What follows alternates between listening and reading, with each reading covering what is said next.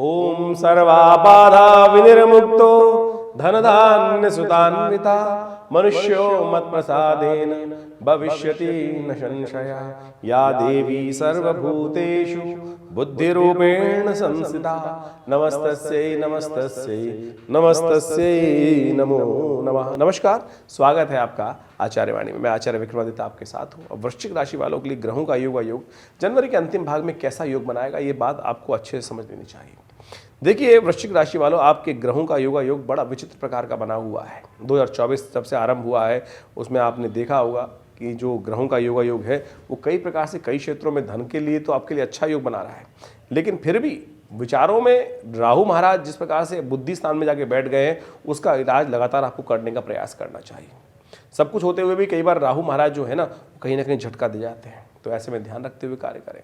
थोड़े बहुत उपाय हम आपको बताएंगे, उनको यदि कर लेंगे तो आपको देशकाल परिस्थिति के अनुसार से लाभ के योग बन सकते हैं। इस वक्त ग्रहों का योग विशेष तौर पर जनवरी के अंतिम भाग में बड़ा विचित्र बना हुआ है। यदि आप देखें आपकी राशि के अनुसार से तृतीय भाव में सूर्य चल रहे हैं और द्वितीय भाव में आपके मंगल, शुक्र और बुध का योग बन रहा है।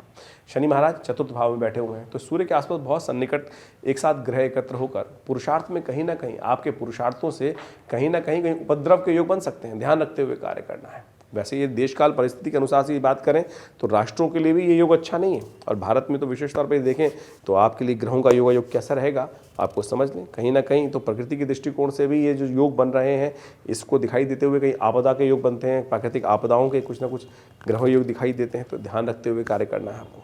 वृश्चिक राशि वालों, यदि हम बात करें 26 तारीख को विशेष तौर पर दिन जो आपकी राशि के अनुसार से अनुकूल दिखाई देता है, आपके लिए आगे बढ़ने के योग प्रशस्त होंगे। सुंदर तरीके से गौ पूजन करके आप अपने दिन को और शुभ कर सकते हैं। माघ का महीना इस दिन आरंभ हो रहा है।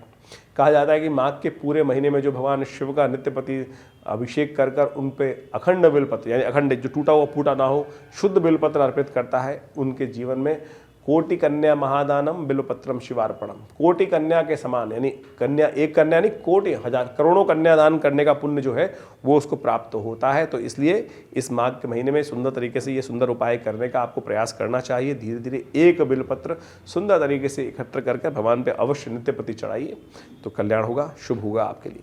27 और 28 जनवरी को ग्रहों की गणना भी आप समझ लें। 27 और 28 जनवरी को आपकी राशि के अनुसार से बहुत सुंदर योग बन रहा है। बृहस्पति और चंद्रमा का संबंध है। लाभ के योग, विशेष तौर पर धन आगमन के योग, बहुत सारी आपके लिए सुंदर योग बनते दिखाई दे रहे हैं। जो डूबा हुआ धन भी प्राप्त करने के योग बना सकते हैं यदि प्रयास उस दिशा में आप यदि करें जाए तो सुंदर ग्रह योग बन रहे हैं। शनिवार का अवसर है, कोशिश करें शनि को प्रसन्न करने के लिए हनुमान जी को चोला चढ़ाएं, सुंदर होगा आपके लिए। लेकिन एक बात ध्यान रखें, इस दिन जो जातक जन्म ले रहे हैं नए, अश्लेषा और मघा नक्षत्र है उनके लिए, तो मूल शांति अवश्य करानी चाहिए।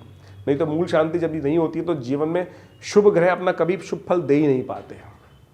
और ये हमने देखा है, कोई व्यक्ति हमारे पास आए 50 साल 60 साल के व्यक्ति थे और जब हमने जन्मपत्ति देखी तो मूल शांति हुई नहीं थी उनकी, और ग्रह इतने सुंदर बैठे हैं, लाभ मिल ही नहीं रहा है। तो हमने पूछा भाई मूल शांति कराई? तो उन्होंने कहा जी मूल शांति नहीं, हमने तो कुछ जानते भी नहीं इस बारे में। तो हमने जब उस उम्र में जाके उनकी मूल शांति कराई तो उसके बाद ग्रहों का शुभ प्रभाव बहुत सुंदर तरीके से उनके जीवन में आरंभ हुआ।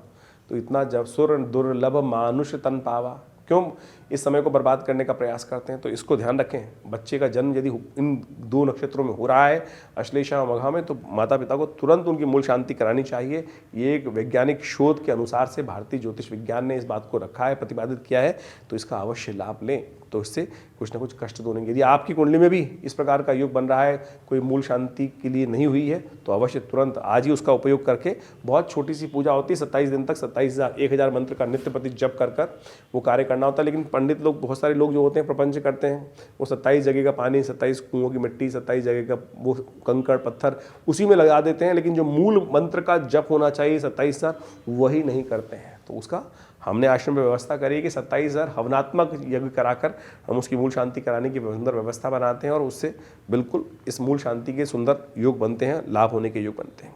28 तारीख को ग्रह गणना विशेष तौर पर दिखा रही है रविवार का अवसर, और विशेष तौर पे उस दिन सुंदर तरह से ग्रहों का योग आपके लिए बड़े अनुकूल बना हुआ है, लाभ की स्थिति प्रशस्त कर रहा है। तो लेकिन भद्रा है, उस दिन ध्यान रखिएगा शाम को जो करीब 4:35 के बाद रहेगी, तो उस समय कोई नया प्रोजेक्ट ना हाथ में लें, सुबह सुबह कार्य करें, सुंदर तरीके से लाभ के योग बनेंगे। भगवान सूर्य का दर्शन करें, उनको अर्घ दें, कल्याण होगा। 29 तारीख को ग्रह गणना दिखाती है विशेष तौर पर चतुर्थी का अवसर, सोमवार का अवसर है, और संकष्टी चतुर्थी और साथ साथ तिलकुटा चौथ का भी योग बन रहा है।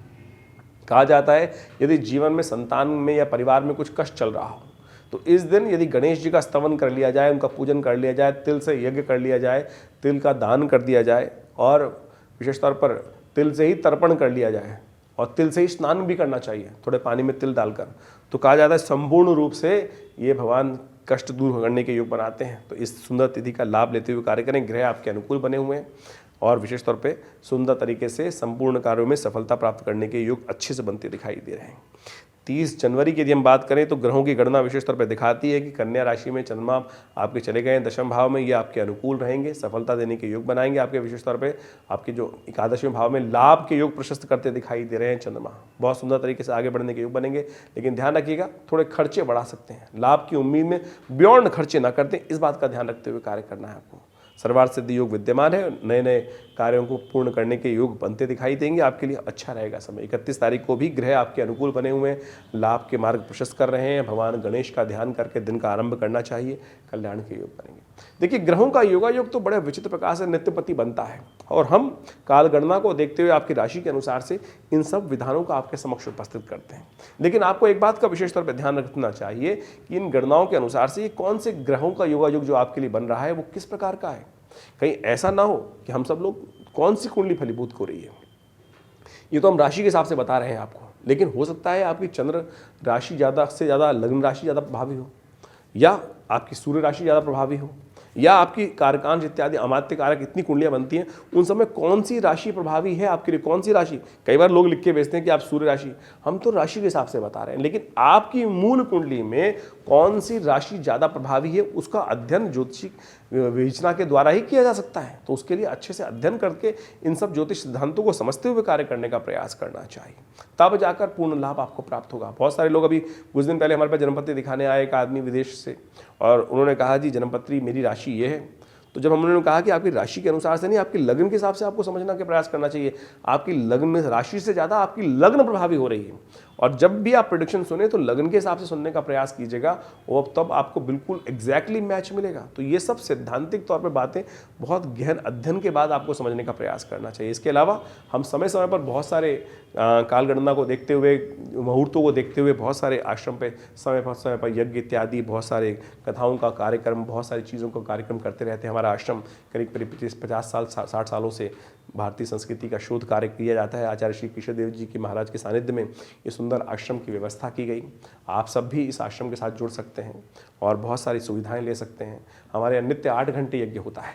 रविवार के दिन उस यज्ञ में सब लोग सम्मिलित हो सकते हैं और सुंदर, हम लोगों ने पिछले करीब 10 वर्षों से इस यज्ञ के अंतर्गत आजकल रामायण का स्वाध्याय भी आरंभ कर रखा है। वो जो कार्यक्रम रहता है रविवार को सुबह करीब 8 बजे से लेकर 10:30-11 बजे तक, उसमें भंडारे का सुंदर कार्यक्रम रहता है।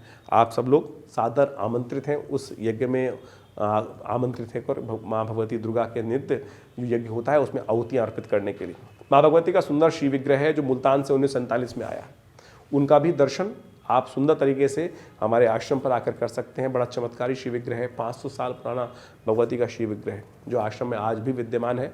आप उनका दर्शन करके लाभ ले सकते हैं। इस संस्थान पर एक बहुत बड़ा हम लोगों ने हॉस्पिटल बनाया है जो योग, प्राकृतिक चिकित्सा, आयुर्वेद के संबंध में कार्य करता है और भारत सरकार के पैनल पर है। और बहुत सारे लोग आकर नित्य प्रति अपने स्वास्थ्य की बहुत सारी समस्याओं को ठीक करने के लिए समय समय पर उस पर लाभ लेते रहते हैं। तो आप भी आएँ, विवेकानंद योग आश्रम में बहुत सारी गतिविधियाँ समय समय पर चलती हैं, उन सबका लाभ लेकर कल्याण के योग बन सकते हैं। धन्यवाद, नमस्कार।